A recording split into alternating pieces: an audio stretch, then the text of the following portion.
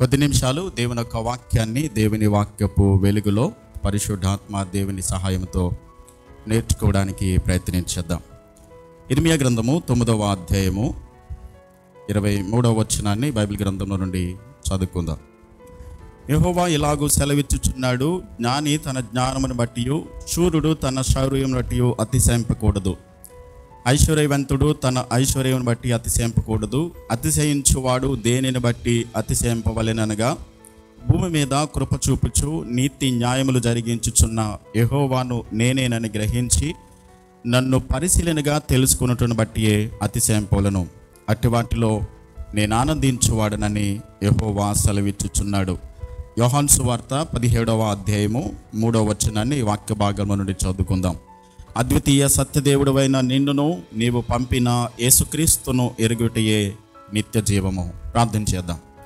ప్రేమ నమ్మకమైన మా ప్రియ పరలోకపు తండ్రి, కృపా కనికరములు కలిగినటువంటి గొప్ప దేవ, పరిశుద్ధ దేవుడవు, సర్వశక్తిమంతుడవు, సర్వమును ఏలుచున్నటువంటి మహోన్నతుడా, శాశ్వతమైన ప్రేమను మాపైన చూపించి అనుదినము కూడా కనుపాపవలే మీ రెక్కల నీడలో కాపాడుతూ తండ్రి నైనా మేము మమ్మలను సజీవ లెక్కలో ఉంచి భద్రపరిచినందుకే స్తోత్రాలు. ఈ ఉదయకాల సమయంలో ప్రభా ఇంతవరకు మీ నామమును స్తుతించి గణపరచడానికి మీరు మాకు కృపనిచ్చారు.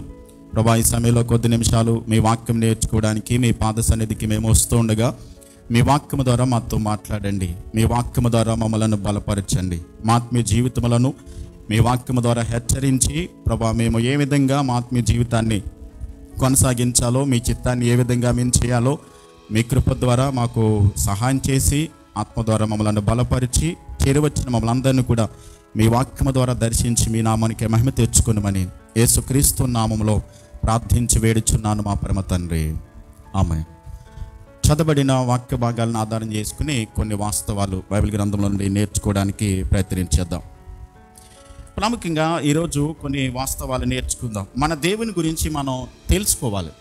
మన దేవుడు ఎలాంటి వాడు, మనం ఆరాధించే దేవుడు ఆయన ఎలా వ్యక్తిత్వం కలిగిన వాడు, ఆయన ఎలాంటి లక్షణాలు, ఎలాంటి గుణ లక్షణాలు కలిగిన వాడో ఆయన గురించి మనం తెలుసుకోవాలి. దేవుడు దేనిని బట్టి సంతోషిస్తాడని అంటే, ఆయనను పరిశీలనగా తెలుసుకోవడాన్ని బట్టి దేవుడు సంతోషిస్తాడు. కోటాన్ని కోట్ల కొలది దూతలు ప్రభువును ఆరాధిస్తూ ఉన్నారు, ప్రభువును స్తుతిస్తూ ఉన్నారు. అయితే దూతల చేత ఆరాధింపబడుతున్నటువంటి దేవాతి దేవుడు మనము కూడా ప్రభువును ఆరాధించాలి, దేవుని స్తుతించాలి అని చెప్పని దేవుడు కోరుతున్నాడు. మొట్టమొదటిగా మన ప్రభువు ఆయన ఎలాంటి వాడనంటే ఆయన ఆరాధనీయుడు. ఆయన మనలను ఆరాధించమని మనలను పుట్టించుకున్న దేవుడు. అందుకనే యోహాను సువార్త 4వ అధ్యాయం 24వ వచనంలో ఆయనను ఆరాధించేవారు ఆత్మతోనూ సత్యముతోనూ ఏం చేయాలి? ఆరాధించాలి. ప్రతి ఒక్కరూ ఆరాధించాలి, ప్రతి ఒక్కరూ ఆరాధిస్తారు. గమనించాలి, ప్రపంచంలో ఉన్న ప్రతి ఒక్కరు కూడా ఆరాధిస్తారు. అది ఎవరినైనప్పటికీ కూడా. అయితే నిజమైన దేవుణ్ణి, కాకపోతే వేరే వాళ్ళని. అయితే నిజమైన దేవుణ్ణి, కాకపోతే ఆ ప్లేస్లో వేరే దానిని పెట్టుకుని వాళ్ళు ఆరాధిస్తారు. కాబట్టి ప్రతి ఒక్కరూ ఆరాధించవలసిందే, ప్రతి ఒక్కరూ ఆరాధకులే. అయితే మన దేవుడు ఆరాధనీయుడు. ఎందుకని ఈ మాటను గురించి మనం నేర్చుకోవాలి అని అంటే, ఆరాధన అని అంటే దేవుడు కోరుకునేది నిజమైన ఆరాధికులు కావాలని దేవుడు కోరుతున్నాడు. ప్రపంచంలో రకరకాలైనటువంటి సంఘాలు ఉన్నాయి, రకరకాల డినామినేషన్స్ ఉన్నాయి, రకరకాల సంప్రదాయాల్లో ప్రభువును ఆరాధిస్తున్నారు. అయితే మనము ఆరాధించేటప్పుడు దేవునికి ఏదో ఆయన అవసరం ఉన్నట్లుగా మనము ఆరాధించాలి అని చెప్పని దేవుడు కోరట్లా. మనం ఆరాధించకపోతే దేవునికి ఏదో కొద్దివైపోయినట్లుగా, దేవునికి ఏదో తక్కువైపోయినట్లుగా కాదు. ఆయన మనం ఆరాధించకపోయినా ఆయన ఆరాధనీయుడే, మనం ఆయనను స్తుతించకపోయినా ఆయన ఎప్పుడు ఆరాధనీయుడే. ఎందుకనంటే కోట్ల కొలది దూతలు ఆయనను ఆరాధిస్తున్నారు, స్తుతిస్తున్నారు. కాబట్టి మనము ఎప్పుడు కూడా ప్రభువును ఎందుకు ఆరాధించాలనంటే, మనము సృష్టించబడిందే ప్రభువును ఆరాధించడానికి. కాబట్టి మనను పుట్టించుకున్నదే ప్రభు, ఆయనను ఆరాధించడం నిమిత్తమే ప్రభు మనలను కలుగ చేసుకున్నాడు. కాబట్టి అన్నిటిని కూడా అన్ని సందర్భాల్లో ప్రభువును మనము ఆరాధించాలి. ఎవరిని మనం ఆరాధించాలి? ఎవరిని పడితే వాళ్ళను ఆరాధించడం కాదు. ఎవరిని ఆరాధించాలి? అద్వితీయుడైనటువంటి దేవుణ్ణి మనం ఆరాధించాలి. నిజమైన దేవుణ్ణి మనం ఆరాధించాలి. నిజమైన దేవుణ్ణి మనం ఆరాధించే వారమై ఉండాలి. ఆరాధన అనేటువంటి భావన ఎప్పుడు కలుగుతుందనంటే, అంటే పాటలు పాడి ప్రభువుని స్తుతించడం అది మాత్రమే కాదు, ఆరాధనలో చాలా భాగాలు ఉన్నాయి. పాటలు పాడడం, చప్పలు కొట్టడం, ప్రభువుని స్తుతించడం, అలాగే దేవుని వాక్యాన్ని శ్రద్ధగా వినడం, దేవుడు నాతో మాట్లాడుతున్నాడని వినడం, అలాగే ప్రభు బల్లలో పాలు పొందడం, దేవునికి మనం కానుకలు సమర్పించడం, దేవుడు చేసిన మేలులను బట్టి ఆయనకు అనేక మంది మధ్య సాక్ష్యం చెప్పడం, ఇవన్నీ ప్రభువును ఆరాధించడానికి, స్తుతించడానికి చేసేటువంటి కార్యక్రమాలే. అయితే ప్రభువును మనము ఎలాంటి ఆరాధన దేవునికి ఇష్టమైంది, ఎందుకు ప్రభువును మనం ఆరాధించాలి, ఎవరిని మనం ఆరాధించాలి, ఎందుకు ప్రభువును ఖచ్చితంగా మనం ఆరాధించాలి అని అంటే, ఆయనను ఆరాధించేటప్పుడు ప్రాముఖ్యంగా ఆయనను అనుభవపూర్వకంగా తెలుసుకుని ఆరాధించడం మంచిది. ఆయనను అనుభవించుకోకుండా ఆరాధించడం అనేది ఎలా ఉంటుందని అంటే, ఆయన ఎవరో తెలియకోకుండా, ఆయన ఎవరో మనకు అర్థం కాకుండా, దేవుడెవరో మనకి తెలియకోకుండా, దేవుడెవరో మనకు అర్థం కాకోకుండా దేవుణ్ణి మనం ఆరాధించినట్లయితే అది అర్థం లేని ఆరాధన, వ్యర్థమైన ఆరాధన. కాబట్టి ప్రభువును మనం ఆరాధించేటప్పుడు అసలు ఆయన ఏమై ఉన్నాడో తెలియాలి, ఆయన ఎలాంటి వాడో మనకి తెలియాలి. ఆయన గురించి మనకి పూర్తిగా తెలిసినప్పుడు, అలాంటి భక్తి భావంతో ఆయన గురించి తెలిసినప్పుడు మనకేమవుతుంది అంటే, ఒక రకమైనటువంటి గౌరవంతో కూడినటువంటి ఆరాధన మనం చేస్తాం. ఆయన గురించి ఎక్కువగా తెలుసుకోవడం వల్ల, ప్రభువా నువ్వెంత గొప్పవాడవు, నువ్వెంత గొప్ప దేవుడవు, గొప్ప కార్యాలు చేయగలిగినటువంటి నిన్ను నేను తెలుసుకుని నిన్ను ఆరాధించడం, నీ ఎదుట సాగిలపడడం తప్ప నాకు మరొకటి లేదన్నట్టుగా ప్రభువుని మనం ఆరాధించగలుగుతాం. పద్మాసు ద్వీపంలో ఉన్నటువంటి యోహాను ఆయన ఏం చేశాడనంటే, దేవుని యొక్క మహిమను చూసినప్పుడు, దేవుని యొక్క ఉన్నతమైనటువంటి ఆయన గొప్ప యొక్క ప్రభావాన్ని చూసినప్పుడు ఆయన ఏం చేశాడో తెలుసా, సాష్టాంగపడి ఆయన పాదముల దగ్గర పడిపోయానని అన్నాడు ఆయన పద్మాసు ద్వీపంలో. అంటే ఆయనకి ఏం అర్థమైంది, ఆయన మహిమను, ఆయన తేజస్సును, ఆయన యొక్క గొప్పతనాన్ని చూసినప్పుడు తట్టుకోలేక ఆయన ఎదుట సాగిలి పడిపోయాడు. ఇంకా నేను చేయగలిగింది ఏమీ లేదు, నేను నిన్ను ఆరాధించడానికి నేను యోగ్యుడను కాను అని ఆయన గొప్పతనాన్ని గురించి అంతగా పొగడుతూ ఆయనను మహిమపరిచాడు. సాష్టాంగపడి ఆయన పాదముల దగ్గర పడిపోయాడు. చచ్చిన వాళ్ళే పడిపోయానని అంటాడు ఆయన పద్మాసు ద్వీపంలో ఉన్నటువంటి యోహాను. అంటే ఆయనను గురించి మనం ఎంతగా తెలుసుకోగలుగుతామో, ఎంతగా ప్రభువును మనము తెలుసుకోగలుగుతామో అంతగా ప్రభువును మనం ఆరాధించగలుగుతాం. పెదవులతో హృదయపూర్వకంగా సత్యముతో ప్రభువును ఆరాధించాలని మనం నేర్చుకుంటున్నాము. అయితే ఆయనను ఆరాధించేటప్పుడు పెదవులతో మాత్రమే కాదు కానీ మన హృదయపూర్వకంగా ఆరాధన అనేది హృదయంలో నుంచి రావాలి, పెదవుల నుంచి కాదు. చాలా సంఘాల్లో నేను విమర్శించి మాట్లాడట్లేదు, చాలా సంఘాల్లో శబ్దాలు మాత్రమే వినబడుతున్నాయి కానీ హృదయపూర్వకమైనటువంటి ఆరాధన చాలా సంఘాల్లో లేదు. అంటే ఆరాధించడానికి మ్యూజిక్ అవసరం లేదని నేను చెప్పట్లేదు, మ్యూజిక్కి వ్యతిరేకిని కాదు నేను. కేవలం మనము ఆరాధించినప్పుడు హృదయపూర్వకంగా భక్తిభావంతో ప్రభుని స్తుతిస్తున్నప్పుడు మనం ఆరాధించడానికి ఒక సపోర్ట్గా మాత్రమే మ్యూజిక్ తప్ప కేవలం మ్యూజిక్ మాత్రమే ప్రభువుని ఆరాధించడానికి కాదు. సంగీతాన్ని సృష్టించింది దేవుడే, దానికి వ్యతిరేకి కాదు ఆయన. అయితే ఆయనను ఆరాధించడానికి కేవలం మ్యూజిక్ మాత్రమే కారణం కాదు. మనం భక్తి భావంతో హృదయపూర్వకంగా తన్మయంతో ప్రభువును ఆరాధించినప్పుడు మనం ఆరాధించడానికి మ్యూజిక్ అనేది ఒక సపోర్ట్గా ఉండాలి తప్ప, ఈనాడు ప్రపంచంలో చాలా చోట్ల మ్యూజిక్కి వినబడుతుంది కానీ హృదయపూర్వకంగా ఆరాధించేటువంటి వారు కొద్దివైపోయారు. దేవుడు ఏమంటాడంటే, నీవు హృదయములో సత్యమును కోరుచున్నావు. దేవుడు సత్యముతో ప్రభువును మనము ఆరాధించాలి, అంతరంగంలో సత్యమును కోరుచున్నాం. అందుకనే యథార్థముగా ఆరాధించేవారు కావాలని దేవుడు వెతుకుతూ ఉన్నాడు. యథార్థవంతులు కావాలని చెప్పని ప్రభువు ఆయన చూస్తూ ఉన్నాడు. అలాంటి వారిని బట్టి ప్రభువు ఆనందిస్తాడు, ప్రభు ఎంతగానో సంతోషిస్తాడు. యథార్థవంతుల ఆరాధన కొరకు దేవుడు వెతుకుతున్నాడు. యథార్థంగా ఆరాధించడం అంటే పాపముతో రాజీ పడిపోయి నైతిక విలువలు కోల్పోయి ఆరాధించేటువంటి ఆరాధన దేవునికి అంగీకారం కానే కాదు.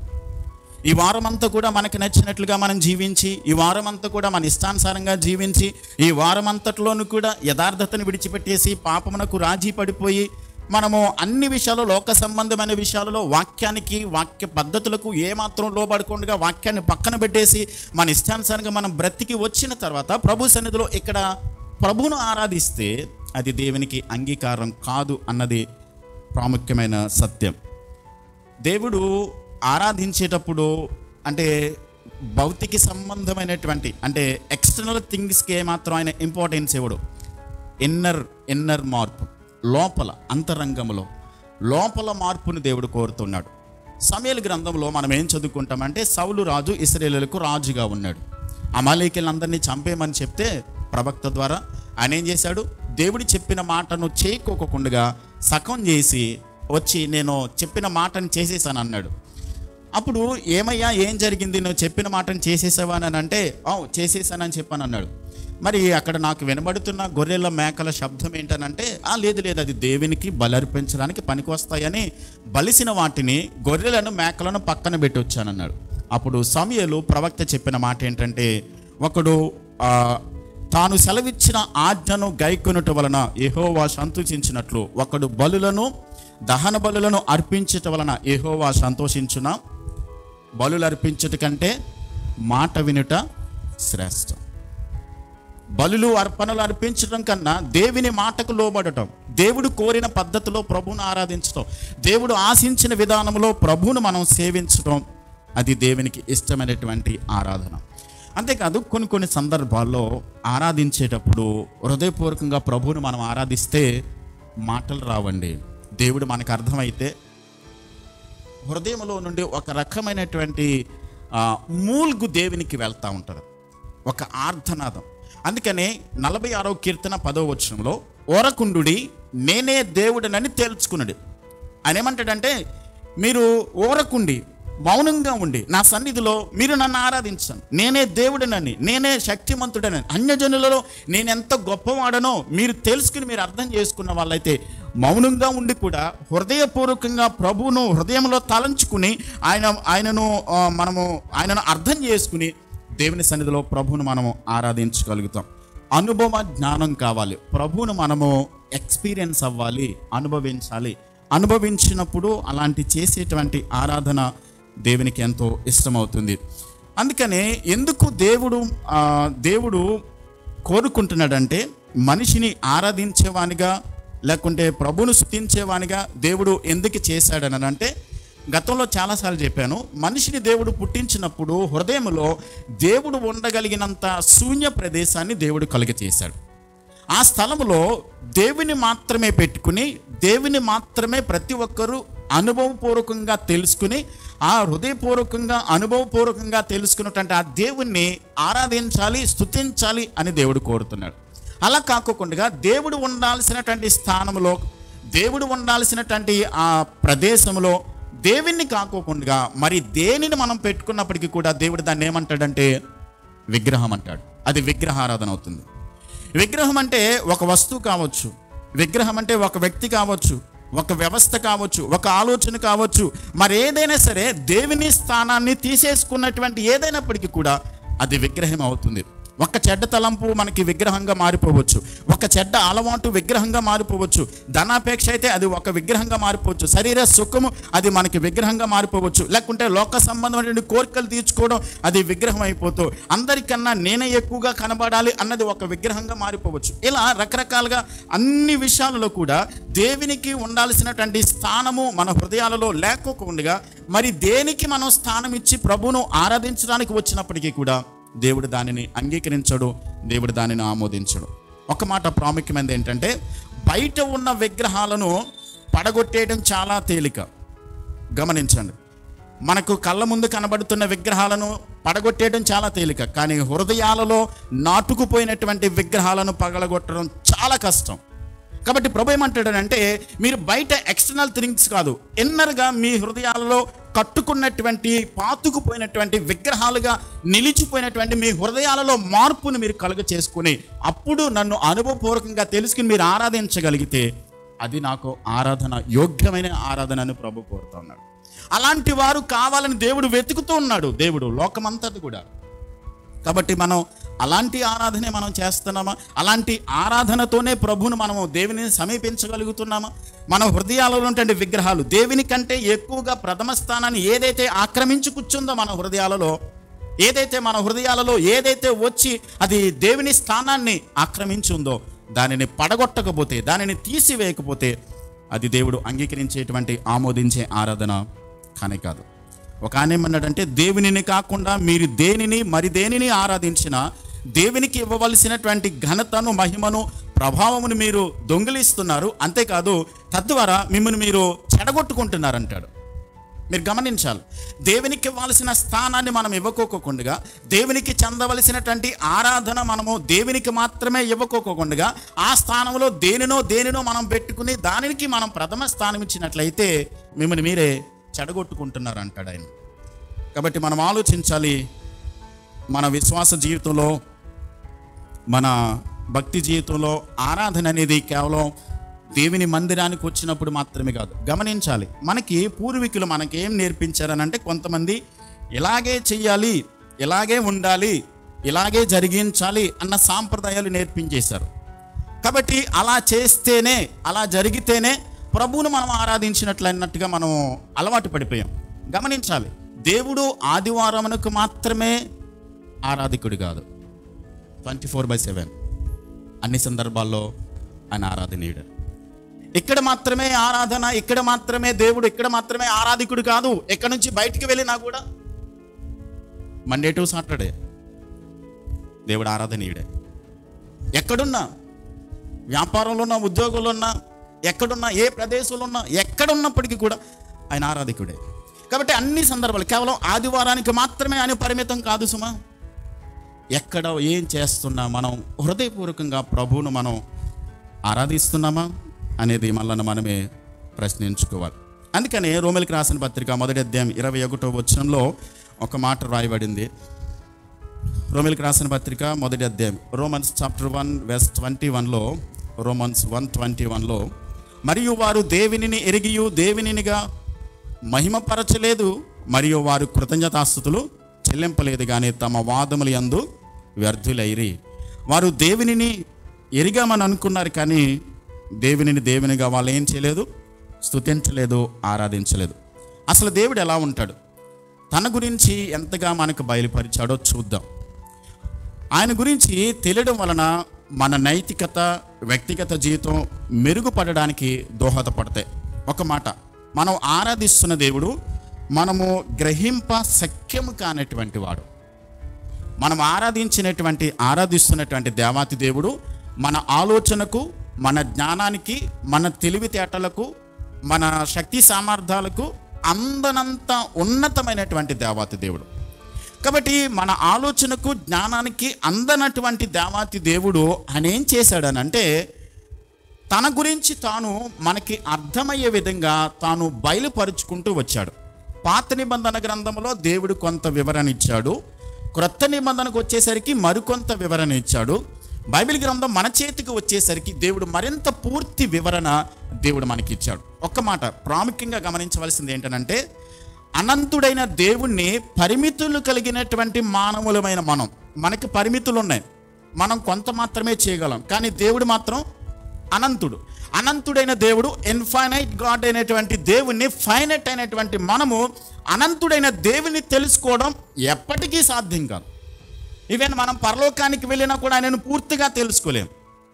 పరలోకానికి వెళ్ళి ఆయన ముఖాముఖిగా చూసినా కానీ ఆయన మనకు అర్థం కాడు పూర్తిగా.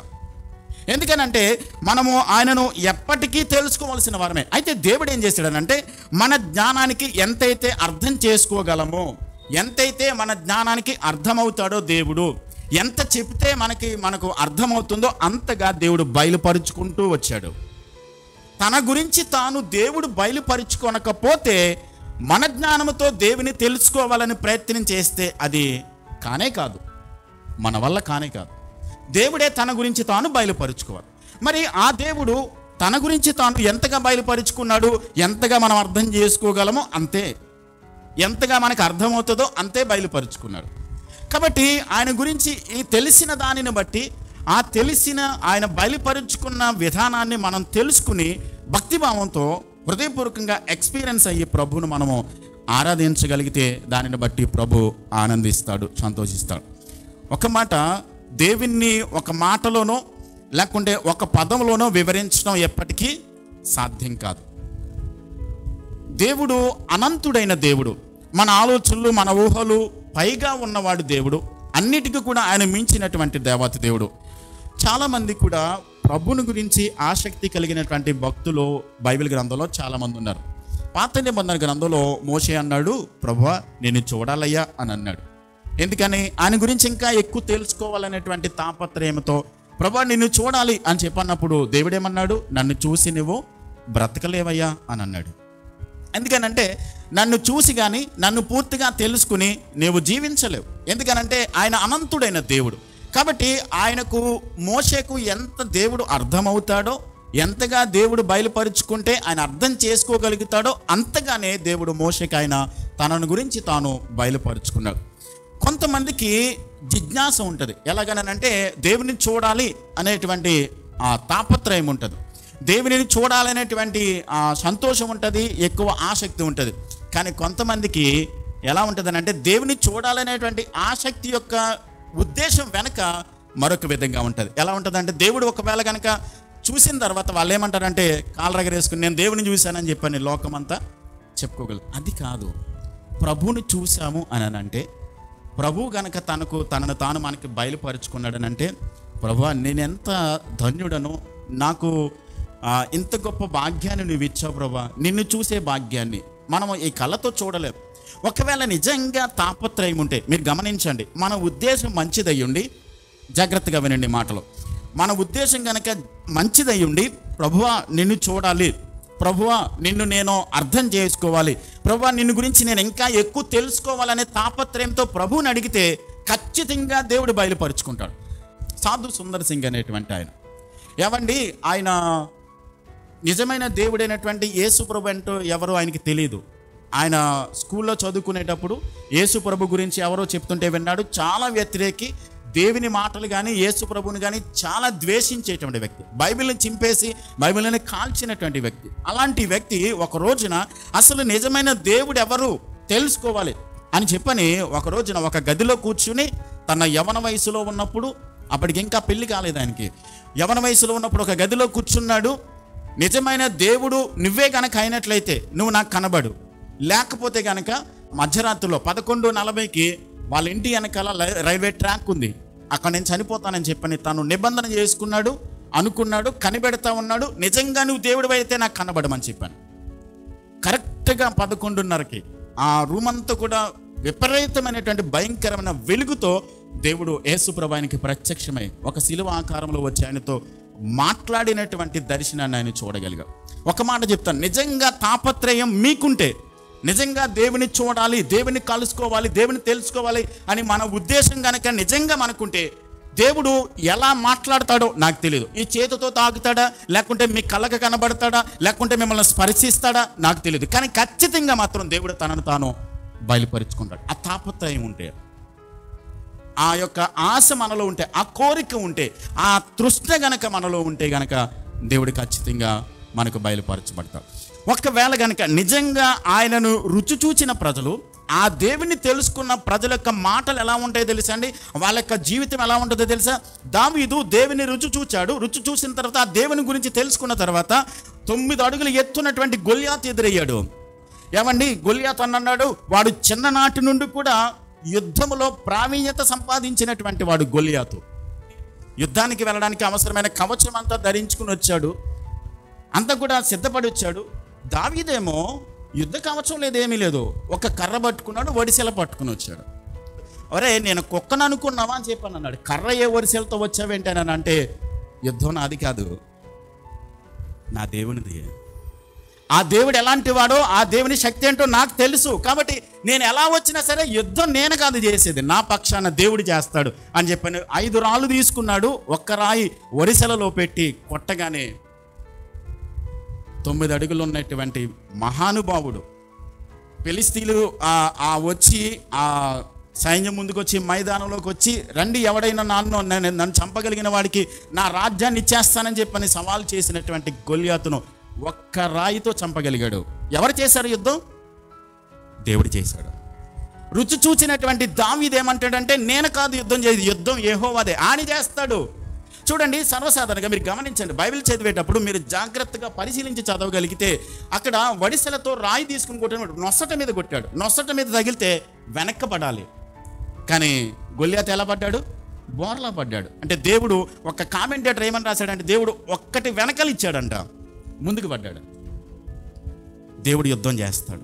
నిజంగా ఆ దేవుని గురించి మనకు తెలిస్తే. అంతేకాదు యోసేపుని అడిగితే, అయ్యా నీ గురించి, దేవుని గురించి నువ్వేం తెలుసుకుంటే, దేవుడు నాకు తోడుగా ఉన్నాడయ్యా. నేను చెరసాలలో ఉన్నా, పోతీఫర్ ఇంట్లో ఉన్నా, నేను ఎక్కడున్నప్పటికీ కూడా దేవుడు నాకు తోడుగా ఉన్నాడు. నేను చేసిన ప్రతి పని కూడా దేవుడు నాకు సఫలం చేస్తూ వచ్చాడు. సక్సెస్ని ఇచ్చాడు, అన్నిట్లో కూడా దేవుడు సఫలం చేస్తూ వచ్చాడు. బానిసగా ఉన్నా, చేయని నేరానికి నిందలు భరించాల్సి వచ్చిన అన్ని సందర్భాల్లో ఎక్కడున్నప్పటికీ కూడా దేవుడు నాకు తోడుగా ఉన్నాడని యోసేపు చెప్తాడు. షద్రకు మేషకు అబేద్నెగోలను అడిగితే వాళ్ళేం చెప్తారు? అయ్యా మీ దేవుని గురించి మీరేం చెప్తారంటే, మమ్మల్ని అగ్నిగుండంలోని తప్పించుటకైనా సమర్థుడు, ఒకవేళ తప్పించకపోయినా మా దేవుని మేము పక్కన పెట్టాం, ఈ విగ్రహానికి మేము నమస్కారం చేయమన్నారు. వాళ్ళు వెళ్ళిపోయారండి, విడిచిపెట్టేశాడా దేవుడు వాళ్ళని? రుచి చూశారు వాళ్ళు, దేవుని తెలుసుకున్నారు దేవుని గురించి. కాబట్టి మన దేవుని గురించి మనకెంతగా తెలుసు? దేవుని గురించి ఆయన శక్తి, ఆయన ప్రభావము, ఆయన యొక్క గొప్పతనము, ఆయన యొక్క మహిమ, ఆయన యొక్క సన్నిధి మనం ఎంతగా అనుభవపూర్వకంగా తెలుసుకుంటున్నాం. మన దేవుడు మనకు అర్థమయ్యాడా? మనం ఆరాధించే దేవుడు మనకు తెలుసా? మనం ఆరాధించే దేవుని మనం అనుభవపూర్వకంగా తెలుసుకున్నామా? కేవలం మన అవసరాలు తీర్చేవాడిగానే మనం దేవుని ఆరాధించే వాళ్ళమైనట్లయితే అలాంటి వాళ్ళు దేవునికి అవసరం లేదండి. అవసరాలు తీర్చాడంటే దేవుడు ఎప్పుడూ తీరుస్తాడు, ఖచ్చితంగా మన అవసరాలన్నీ తీరుస్తాడు. ఎందుకంటే మన తండ్రి ఆయన. గత శుక్రవారం మేము నేర్చుకున్నాం, దేవునికి మనము దేవునికి దాసులుగా మనం అప్పగించుకోగలిగితే, మన జమీందారు దేవుడైనప్పుడు ఏవండి బానిసకు హక్కులు ఉండవు, బానిసకు జీతాలు ఉండవు, సరైన సౌకర్యాలు ఉండవు. ఒకవేళ పూర్తి బాధ్యత ఎవరిదవుతుంది? బానిసకు జమీందారుదే. జ్వరం వచ్చినా, అనారోగ్యం వచ్చినా, వస్త్రాలు కావాల్సి వచ్చినా, ఆహారం కావాల్సి వచ్చినా ఎవరు చూసుకోవాలి? జమీందారే చూసుకోవాలి. కాబట్టి మన తండ్రి, మన జమీందారు యేసయ్య అయినప్పుడు నేను ఆయనకు దాసుడిగా అప్పగించేసుకుంటే నా పూర్తి బాధ్యత ఎవరిది? ఆయనదే కదా. ఎందుకు బాధపడాలి? నేను ఎందుకు చింతించాలి? అది లేదు, ఇది లేదు, నాకు అది లేదు, ఇది లేదని చెప్పి ఎందుకు దుఃఖపడాలి? నా జమీందారు నా దేవుడైనప్పుడు నాకు కావలసిన ప్రతిదీ ప్రభు సమకూర్చగలిసిన బాధ్యత ఆయనదైనప్పుడు నన్ను నేను పూర్తిగా ఆయనకు అప్పగించుకుని ఆయనని తెలుసుకోవడమే నా బాధ్యతగా పెట్టుకుంటే కావలసిన ప్రతిదీ ప్రభు ఇస్తాడు. కానీ మనం అలా చేయట్లా. మన అవసరాలు తీర్చడం కోసమే ప్రభువును మనం వెంబడిస్తే అలాంటిది నిజమైన భక్తి కాదు. దేవుని గురించి సరైన అవగాహన ఉంటే మనలో 5 విషయాలు మనం చేస్తామండి. దేవునిని ప్రేమిస్తాం, చుట్టూ ఉన్న మనుషులను కూడా మనం ప్రేమించడం నేర్చుకుంటాం. దేవునిని ప్రేమిస్తాం, దేవుని మీద నిజమైనటువంటి ప్రేమను కలిగి ఉంటాం. దేవునికి నిజంగా కనుక మనం హృదయాలలో ప్రేమను కలిగి ఉండగలిగితే దేవుడు ఏది అడిగినా సరే మనం ఇస్తాం. దేవునికి ఎలాగైనా సరే సమర్పించుకుంటాం, దేవుని కొరకు బ్రతకడానికి, దేవుని కొరకు జీవించడానికి. అటు దేవుడు ఏదైతే చేయమన్నాడో, దేవుడు ఏదైతే చేయొద్దన్నాడో దానిని చేయకుండా జాగ్రత్త కలిగి ఉంటాం. రెండవది, దేవునికి విధేయత చూపించడం విషయంలో విధేయత చూపిస్తాం. అంతేకాదు మనుషులకు ఎంతగా లోబడాలో, ఎంతగా విధేయత చూపించాలో మనుషులకు కూడా లోబడతాం. ప్రభు ఏమన్నాడు? నాకు విధేయత చూపించండి, మీ అధికారులకు, మా తోటి వారికి కూడా లోబడండి అని చెప్పాడు. ఎంతవరకు లోబడాలో, ఎంతవరకు విధేయత చూపించాలో మనుషులకు అంతవరకు లోబడతాం. పూర్తిగా దేవునికి మాత్రం విధేయత చూపించగలుగుతాం. దేవునికి సేవ చేయడానికి, దేవునికి దేవుడు చెప్పినటువంటి పని చేయడానికి, ఆయన ఏదైతే ఆజ్ఞాపించాడో దాని ప్రకారం చేయడానికి మనం తీర్మానించుకుంటాం, ఇష్టపడతాం. మూడవది. నాలుగవది ఏంటంటే పరిశుద్ధంగా బ్రతకడానికి మనం సిద్ధపడతాం, పవిత్రంగా బ్రతకడానికి. ఐదవది, సరైన సాక్ష్యాన్ని మనం కలిగి ఉండగలుగుతాం. మన గురించి సరైన సాక్ష్యం ఉందా లోకంలో? మన గురించి కనుక ఎవరైనా మాట్లాడాల్సి వస్తే, మనం పనిచేసే చోట, మనం ఉంటున్న చోట, మనం ఉండేటువంటి స్థలాల్లో మన గురించి ఎవరైనా సాక్ష్యం చెప్పాల్సి వస్తే ఏం చెప్తారు మన గురించి? అది సరైన సాక్ష్యాన్ని మనం కలిగి లేకపోతే మనకి దేవుడు ఇంకా తెలియదు. మనం పరిశుద్ధంగా బ్రతకకపోతే దేవుని గురించి మనకి ఇంకా పూర్తిగా తెలియలేదు. మనము దేవునిని ప్రేమించుకోకుండా తోటి మనుషులను ప్రేమించకపోతే మనకి దేవుడు తెలియదు, పూర్తిగా తెలియదు, అర్థం కాలేదు. కాబట్టి దేవునికి మనం విధేయత చూపించాలి. దేవుని గురించి మనకున్న అవగాహనను బట్టి మాత్రమే మన ప్రవర్తన ఆధారపడి ఉంటుంది. దేవుని ఎంతగా తెలుసుకుంటామో అంతగా మన ప్రవర్తనలో మార్పులు వస్తూ ఉంటాయి. మార్పులు రావట్లేదని అంటే దేవుని గురించి మనకి ఇంకా పూర్తిగా తెలియలేదు. ప్రాముఖ్యమైన విషయం ఏంటంటే, పరిమితులు కలిగినటువంటి మానవుడు అపరిమితమైనటువంటి దేవుణ్ణి అర్థం చేసుకోవడం ఎప్పటికీ సాధ్యం కాదు అని ఇంతకుముందే చెప్పాను. పరలోకానికి వెళ్ళినప్పటికీ కూడా మనం ప్రభుని అర్థం చేసుకోలేం. అదేంటండి, పరలోకానికి వెళ్ళిన తర్వాత ఆయనను ముఖాముఖిగా చూస్తాము కదా అని అంటే, పూర్తిగా దేవుడు అర్థమైపోతే ఇంకా ప్రభువుని ఆరాధించడం ఎందుకు? అర్థమైందా? ఇప్పుడు దేవునికి ఏ విషయాలైతే తెలుసో అవి కూడా మనకే తెలుసండి. అప్పుడు దేవుడు మనం ఏమైపోతాం కదా? ఇంకా ప్రభువుని ఆరాధించాల్సిన అవసరం ఏముంటుంది? భక్తిభావం ఎందుకు వస్తుంది? మనకంటే ఆయన గొప్పవాడు కాబట్టి భక్తితో ఆరాధిస్తాం. ఆయన పూర్తిగా మనకు అర్థమైపోయాడు అనుకోండి, ఎప్పటికీ అర్థం కాడు. పరలోకానికి వెళ్ళినప్పటికీ కూడా మనం అక్కడికి వెళ్ళిన తర్వాత చేసే జాబ్ ఏంటి? ప్రభువుని ఆరాధించడమే, ప్రభువుని స్తుతించడం. ఎందుకనంటే ఆయన గొప్పతనాన్ని, ఆయన మహిమను మనం చూసినప్పుడు ఖచ్చితంగా ప్రభువుని ఆరాధించగలుగుతాం.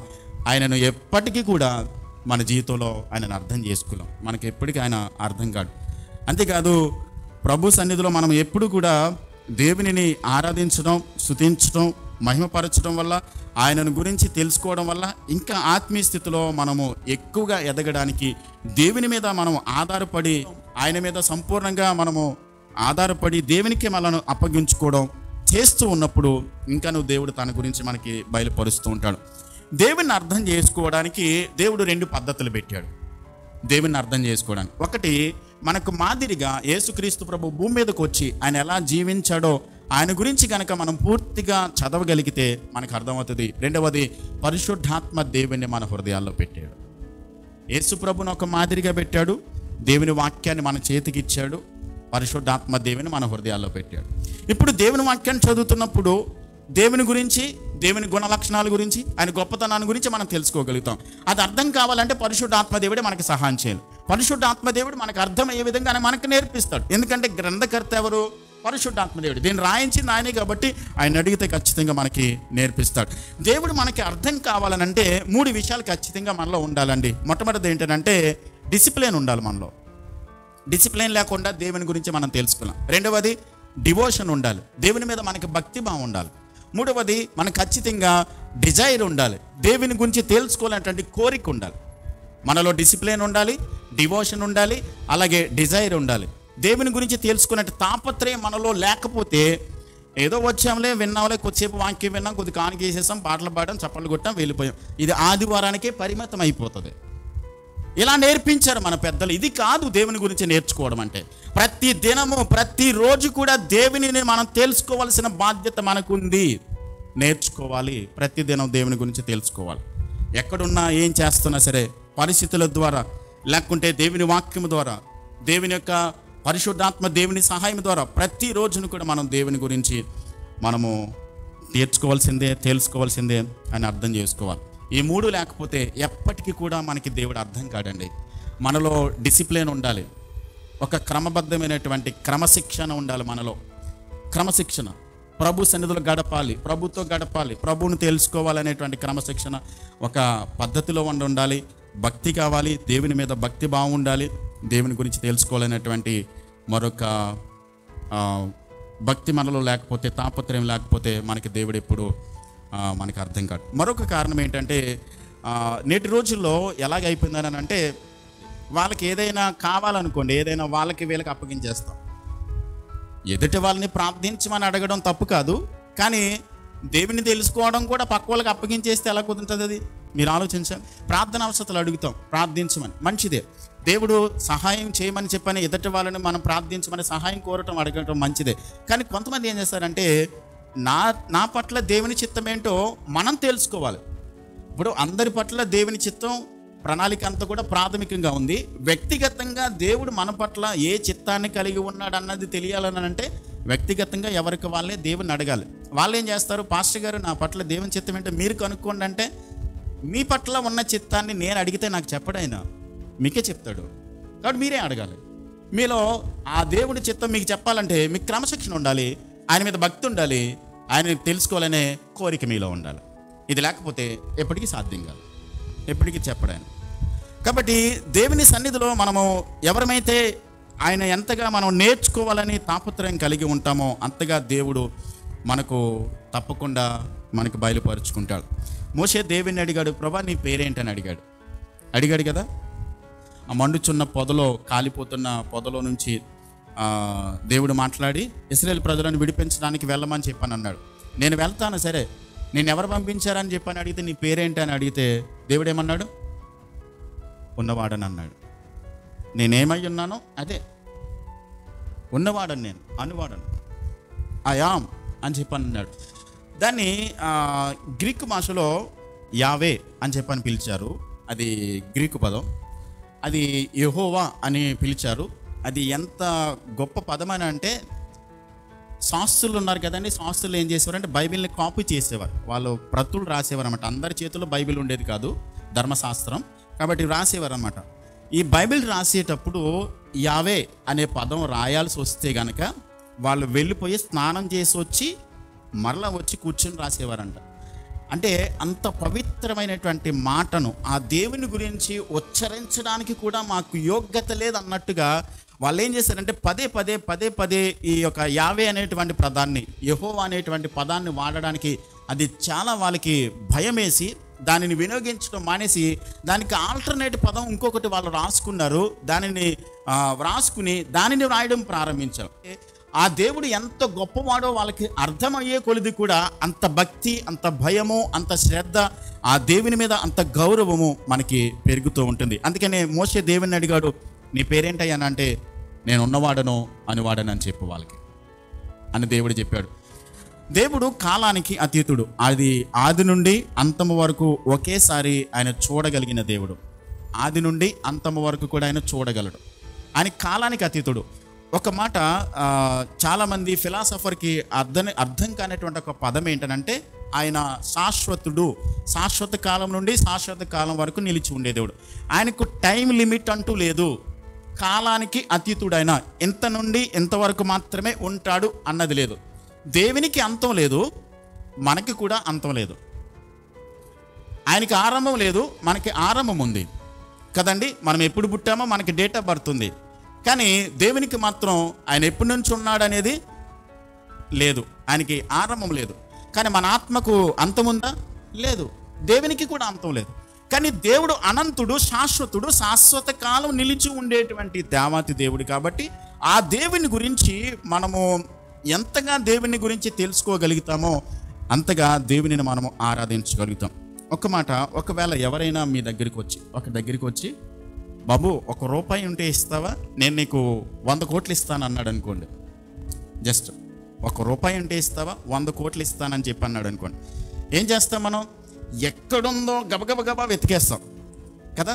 ₹1 పట్టుకొచ్చి ఇచ్చాం. నిజంగా అతను 100 కోట్లే తెచ్చి ఇచ్చాడు అనుకోండి, ఒక్కసారి మీరు ఆలోచించండి, మీ ఫీలింగ్ ఎలా ఉంటుంది? మీ ఆ పరిస్థితిలో మీరు ఊహించుకుని మిమ్మల్ని పెట్టుకోనండి. ₹1 ఇస్తే 100 కోట్లు. ఆ ₹1 దేవుని పట్ల మీరు చూపించే విశ్వాసమైనట్లయితే దేవుడిచ్చేటేంటి 100 కోట్లు పరలోకం. ఆ పరలోకము దేవుడు మీకు ఇస్తానని ₹1 కాయిన్ లాంటి విశ్వాసం, మీరు ఆవగించంత విశ్వాసం కనుక నా పట్ల చూపించగలిగితే మీరు గొప్ప కార్యాలు చూడగలుగుతారు. ఆ పరలోకాన్ని నేను మీకు ఇస్తాను. అది మనం 100 కోట్లని మాట్లాడుకుంటున్నాం కానీ అసలు దానికి లెక్క కట్టలేమండి. ఎంత అని మనం లెక్క కట్టలేం. శాశ్వత కాలం, యుగయుగాలు, తరతరాలు దేవునితో ఉండేటువంటి గొప్ప ఆ నిత్య రాజ్యాన్ని దేవుడు మనకి సొంతం చేయడం, అది చాలా గొప్ప సంగతి. దేవుని యొక్క సన్నిధిలో మనము దేవునిని తెలుసుకునే విషయంలో దేవునికి ఆయన ఆలోచన విధానం, ఆయన ప్రవర్తించే ప్రవర్తన విధానంలో ఎప్పుడూ మార్పులు ఉండవు. సర్వసాధారణంగా పిల్లలు అప్పుడప్పుడు మనం వింటూ ఉంటాం, మమ్మీతో కానీ డాడీతో కానీ మాట్లాడాలంటే, అరే ఇప్పుడు మాట్లాడొద్దు, మమ్మీ మూడ్ బాగాలేదు, డాడీ మూడ్ బాగాలేదు ఇప్పుడు అడిగితే, లేకుంటే ఒకవేళ మీరు ఎక్కడైనా పనిచేస్తుంటే కంపెనీలో మన బాస్, మన మేనేజర్ మూడ్ బాగాలేదు, ఇప్పుడు సెలవు అడిగినా లేకుంటే డబ్బులు అడిగినా ఇవ్వడని చెప్పని మూడ్ చూసి మనం మాట్లాడడానికి పనిచేస్తాం.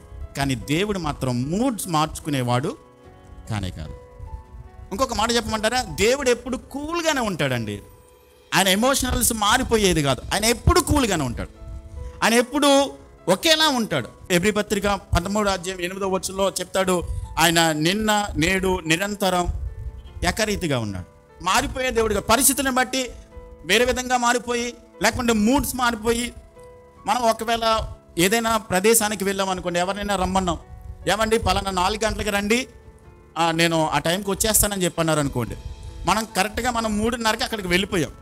ఆ వ్యక్తి వస్తానన్నాడు, 4 అయింది రాలేదు, 4:30 అయింది రాలేదు, 5, 5:30, 6 అయిపోయింది రాలేదు. మన మూడ్స్ ఎలా ఉంటాయి? మారిపోతూ ఉంటాయి. టైం పెరిగే కొలది కూడా మన ప్రవర్తనలో మార్పులు వచ్చేస్తుంటాయి. కానీ దేవుడు మాత్రం ఎప్పుడు మారిపోయేవాడు కాదు.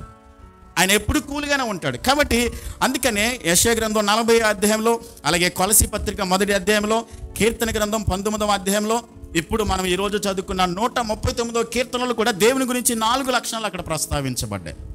దేవుడు ఏమై ఉన్నాడు? ఆయన సర్వశక్తిమంతుడు. అబ్రహాముతో ఆదికాండం 17వ అధ్యాయంలో చెప్పాడు, నేను సర్వశక్తిమంతుడు, నేను ఏదైనా చేయగలను. ఆయనకి అసాధ్యమైనది ఏదైనా ఉందా? ఆయన చేయలేని కార్యం ఏదైనా ఉందండి? ఆయన చేయలేనిది ఏదీ లేదు. ఆయన అన్నీ కూడా చేయగలడు. సమస్తము సాధ్యమే దేవునికి. 139వ కీర్తనలో మనం ఏం చదువుకున్నామంటే దేవుని గుణలక్షణాల గురించి ఆయన ప్రత్యేకంగా ఆయన తెలియజేశాడు. మొదటి 6 వచనాల్లో దేవుడు అన్నీ తెలిసినవాడు. మొదటి 6 వచనాలు, ఆయనకి అన్నీ తెలుసు, ఆయన సర్వజ్ఞాని. మొట్టమొదటిది మొదటి 6 వచనాలు, ఆయన సర్వజ్ఞాని, ఆయనకి అన్నీ తెలుసు కనుక ఆయన మనం మోసం చేయలేం. ఆయనకి అన్నీ తెలుసు కాబట్టి మనం ఆయనను మోసం చేయలేం. ఆయన సర్వజ్ఞాని, ఆయనకు తెలియదంటూ ఏది లేదు, మరుగైనది ఏది లేదు. అన్నీ చూడగలడు ఆయన, అన్నీ తెలిసినవాడు, సర్వజ్ఞాని ఆయన. కాబట్టి మన జ్ఞానము పరిమితమైంది, కానీ దేవుని జ్ఞానము అనంతమైనటువంటి జ్ఞానం కలిగినటువంటి దేవత దేవుడు.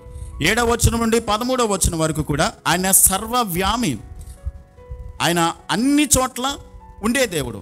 ఆయన నుండి మనం తప్పించుకోలేం. ఆయన అంటాడు దావీదు కీర్తన గ్రంథంలో, నేను నీ సన్నిధి నుండి వెళ్ళిపోవాలని చెప్పని సముద్ర దిగంతాలకు వెళ్ళిపోయినా, రెక్కలు కట్టుకుని నేను ఆకాశమునకు ఎగిరిపోయినా, నీవు అక్కడ ఉన్నావు, నీ సన్నిధి నుండి నేను ఎక్కడికి కూడా తప్పించుకోలేను అని చెప్పాడు. కాబట్టి ఆయన సర్వవ్యామి, అన్ని చోట్ల ఉన్నాడు. ఆయన సర్వాంతర్వ్యామి కాదు సుమా, సర్వవ్యామి. సర్వాంతర్యామి అంటే అన్నిట్లో ఉండేవాడు. దేవుడు అన్నిట్లో ఉండడు. జీవము కలిగిన ప్రతి దాంట్లో ఉంటాడు, నిర్జీవమైన వాటిలో ఉండడు. జీవం కలిగిన ప్రతి దాంట్లో ఉంటాడు. ఆయన సర్వాంతర్యామి కాదు, ఆయన సర్వవ్యామి. కాబట్టి మనం దేవుని ఆరాధించేటప్పుడు సర్వాంతర్యామి అనే మాట మనం మాట్లాడకూడదు. ఆయన నిర్జీవమైనటువంటి ఈ చెక్కలో, గోడలో, వాటిలోనూ ఉండేవాడు కాదు. జీవం కలిగినటువంటి ప్రతి దాంట్లో దేవుడు ఉంటాడు. కాబట్టి మొట్టమొదటిగా ఆయనకు అన్నీ తెలుసు, ఆయన సర్వజ్ఞాని, కాబట్టి ఆయనను మనం మోసం చేయలేం. కాబట్టి రెండవది ఆయన సర్వవ్యామి, ఆయన అన్ని చోట్ల ఉన్నవాడు, కాబట్టి ఆయన నుండి మనం ఏమాత్రం తప్పించుకోలేం. మూడవది ఆయన సృష్టికర్త, ఆయన అద్భుతంగా మనల్ని పుట్టించాడు. నేను పిండమనై ఉండగానే నీ కన్నులు నన్ను చూచెను, తల్లి గర్భములో నీవు పిండముగా రూపించినప్పుడే నీవు నన్ను కలుగ చేసిన విధము చూడగా నాకు భయమును ఆశ్చర్యమును కలుగుతుందని చెప్పని దావీదు మాట్లాడుతూ ఉంటాడు. చూడండి, మనల్ని దేవుడు అద్భుతంగా నిర్మించాడు. ఆయన సృష్టికర్త, మనల్ని పదిలంగా సృష్టించాడు. కాబట్టి ఆయనను మనం అనుమానించలేం. కాబట్టి దేవుడు మనలను సృష్టించినటువంటి సృష్టికర్త తల్లి గర్భములో ఒక చిన్న కణముగా కంటికి కనబడినటువంటి చిన్న కణంగా ప్రవేశించినటువంటి మనము విచిత్రమైన రూపాన్ని దాల్చుకుని మనము భూమి మీదకి రాగలుగుతున్నాం. దేవుడే మనలను ఒక యూనిక్ పర్సన్గా మనలను పుట్టించినట్లుగా, మిమ్మల్ని పోలినటువంటి వ్యక్తి ప్రపంచంలో మరొకరు లేనంతగా దేవుడు పుట్టించాడు మనల్ని. గతంలో చాలాసార్లు మాట్లాడుకున్నాం, నన్ను పోలిన వ్యక్తి, మిమ్మల్ని పోలినటువంటి వ్యక్తి ప్రపంచంలో ఎంతవరకు లేరు. ఎందుకనంటే దేవుడు అంత విచిత్రంగా దేవుడు కలుగ చేశాడు. తర్వాత 139వ కీర్తన 19 నుండి 24వ వచనం వరకు, ఆయన న్యాయవంతుడు, న్యాయమును ఎన్నడూ కూడా ఆయన తప్పిపోయినటువంటి దేవాతి దేవుడు. కాబట్టి మొట్టమొదటిగా మనం గుర్తించుకోవాల్సిన ప్రాముఖ్యమైన విషయం ఏంటంటే, ఆయనకి తెలియకుండా ఏది జరగదు, అది మంచి కానీ చెడ్డ కానీ అన్నీ కూడా ఆయనకి తెలుసు. కాబట్టి చాలామంది మన జీవితాలలో మనం ఏమనుకుంటామంటే, ఆయన సర్వజ్ఞాని అనేది దానిని మనం అర్థం చేసుకోకుండా ఆయనకి కొన్ని మాత్రమే తెలుసు, కొన్ని తెలియదు, ఆయనకు అన్నీ తెలీదు అన్నట్టుగా మనం కొన్ని సందర్భాల్లో నా పరిస్థితి, లేకుంటే నా సమస్యలు, నా కష్టం, నా ఇబ్బందులు దేవునికి అర్థమవుతాయి అంటారా, దేవుడు అర్థం చేసుకోగలుగుతాడా అన్నట్టుగా మనం కొన్ని సందర్భాల్లో దేవునితో చెప్పడానికి, దేవుని దగ్గర మనం దాచిపెట్టడానికి ప్రయత్నం చేస్తాం. గమనించండి, ఆయనకి తెలియదంటూ ఏది కూడా లేనేలేదు. అది మన జీవితాలలో ఏది జరిగినప్పటికీ కూడా ఆయన చూస్తున్నాడు, ఆయన ఎరిగిన దేవుడు. కాబట్టి అన్ని కూడా ఆయన ఎరిగినటువంటి గొప్ప దేవుడు. ఆయనకు ఒంటరితనం అంటే ఏంటో తెలుసు. భూమి మీదకి వచ్చినప్పుడు యేసేకు నమ్మిన వాళ్ళు మోసం చేయడం అంటే ఏంటో తెలుసు. ఏవండి, చేయరానటువంటి నేరానికి నింద భరించడం అంటే ఏంటో యేసు ప్రభుకు తెలుసు. ఆయన భరించాడు ఆయన భూమి మీద ఉన్నప్పుడు. ఆయన సర్వజ్ఞాని. అంతేకాదు ఆయన సర్వవ్యామి, అన్ని చోట్ల ఉన్న దేవుడు. కాబట్టి ఆయనను మనం ఏది దాచిపెట్టలేం, ఆయనకు మరుగు చేయలేం ఏది కూడా. ఆయన లేని స్థలం అంటూ ఏది లేదు, అన్ని చోట్ల ఉన్న దేవుడు. కాబట్టి ఆయన అన్ని చూస్తున్నాడు, అన్ని ఎరిగిన దేవుడు. యోసేపు ఏమంటాడు, తను పోతీఫర్ భార్య వచ్చి తనతో పాపం చేయమని అడుగుతున్నప్పుడు వాళ్ళిద్దరే ఉన్నారు ఆ గదిలో. కానీ మా మధ్య ఎవరున్నారు అన్నాడు యోసేపు? దేవుడు ఉన్నాడని గమనించాడు. కాబట్టి ఆయన లేని ప్రదేశం ఏదీ లేదు కాబట్టి, అన్ని చోట్ల ఉన్న దేవుడు కాబట్టి ఆయనకు సన్నిధిలో మనం ఎల్లప్పుడూ కూడా దేవునికి మనము అప్పగించుకుని, ఆయన లేని స్థలం ఏది లేదు కాబట్టి ఆయన నుండి మనం ఎక్కడికి తప్పించుకోలేమండి, ఎక్కడికి వెళ్ళలేం. ఆయనకి మరుగైపోదామని చీకట్లో కానీ ఎవరికి తెలియకోకుండా 10 మందిలో ఉన్నప్పుడు, ఒంటరిగా ఉన్నప్పుడు ఎవరు చూడట్లేదు అని అనుకోవచ్చు. కానీ సమస్తాన్ని ఎవరు చూస్తున్నారు? దేవుడు చూస్తున్నాడు. ఆయన కనుదృష్టికి మరుగైనది ఏదీ లేదు. అంతేకాదు ఆయన సృష్టికర్త, మనలను సృష్టించినటువంటి దేవాతి దేవుడు. ఎంత అద్భుతంగా మనల్ని పుట్టించాడనంటే, దావీదుకు ఈ కీర్తన రాసేటప్పుడు ఎప్పుడు మనకున్నంతగా టెక్నాలజీ ఆయనకి తెలియదు. కానీ ఎంత విచిత్రంగా దేవుడు మనలను కలుగ చేశాడని అంటే, ఎంత అద్భుతంగా మనల్ని గురించి మీరు ఆలోచించండి. ఒక పన్ను కట్టించుకోవాలంటే 1000 రూపాయలు మనం ఖర్చు చేయాలి. కిడ్నీ ట్రాన్స్ప్లాంట్ చేయాలనంటే డబ్బులు చెల్లించాలి.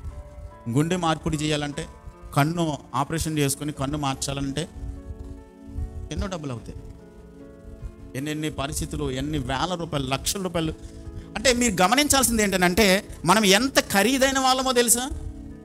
ఎంత విలువైన వాళ్ళమో. అంత పదిలంగా దేవుడు మనల్ని సృష్టించాడు, అంత గొప్పగా దేవుడు మనల్ని పుట్టించాడు, అంత విచిత్రంగా దేవుడు మనల్ని కలుగ చేశాడు.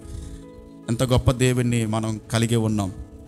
అంతేకాదు ఆయన సర్వ జ్ఞాని, సర్వ వ్యామి, సర్వ సృష్టికర్త, ఆయన న్యాయవంతుడు. చివరిగా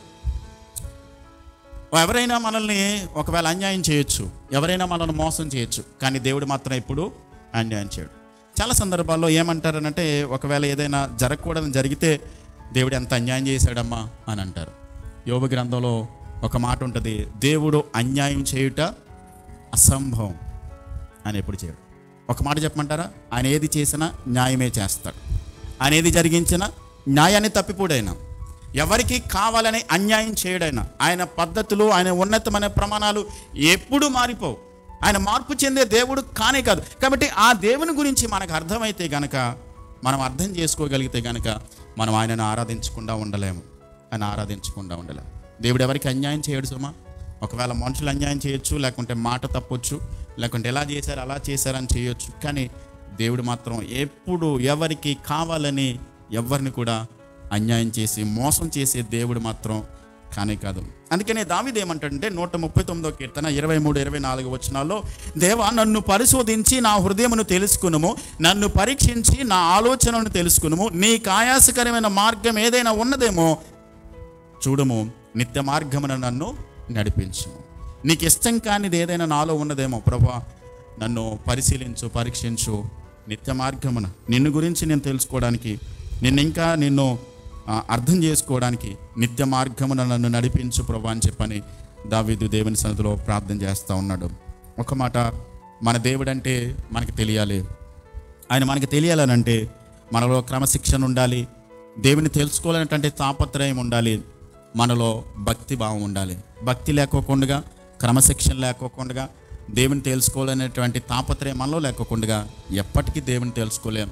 కాబట్టి దేవుని తెలుసుకోవాలి అనేటువంటి తాపత్రయం మనలో ఉంటే, ఆ భక్తి ఉంటే, ఆసక్తి ఉంటే, దేవుడే తనను గురించి మనకు తెలియచేస్తూ ఉంటాడు.